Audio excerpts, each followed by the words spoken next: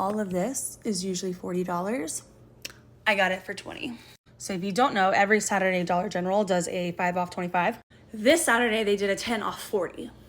I am by all means not a pro, but I wanted to share some tips with you guys. Number one, find creators that are already making deals for you, especially if you're brand new.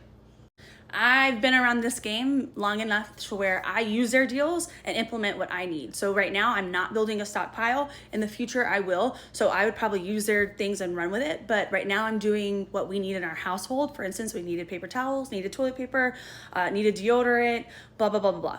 So if you already know these things, you don't need these tips, but if you've been doing it, it's easy to create your own scenario. If you're new, just copy and paste what other people do. Tip number 2 would be write down what you want, write down the prices that the other person said, because here's the deal. Sometimes your store is a different price from their breakdown. So for instance, say this on her breakdown was $5, but at my store it's $4, that's gonna affect my ending price.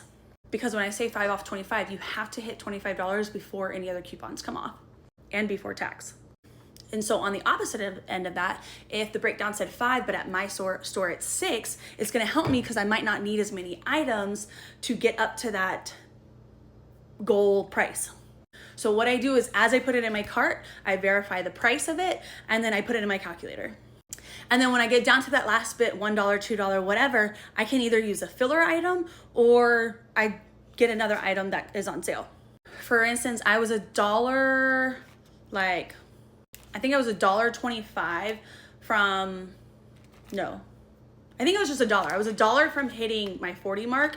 So this, I guess it was $1.25, whatever. So this was $2.25. However, it was half price of this because all clearance items were half off. So I ended up spending like what, $1.12, and that got me to where my subtotal was $40.53. So I didn't go over too much, was just your goal. And then you already have your coupons clipped, so everything goes away, and then you're down to nickels. Well, in my case, I got half off. I messed up one item.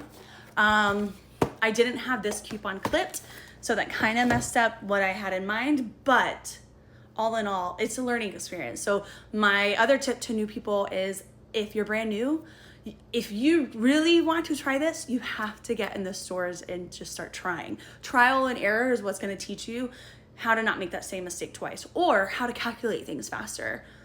Like this system that I have, this is the fastest I was in and out of a store because I wrote it down in my notes, exactly what I wanted to get. Like the minimum, for instance, this Cottonelle, I knew it was $5. So all I was doing was looking for the $5, $5. Oh, boom, it matches, I'm good.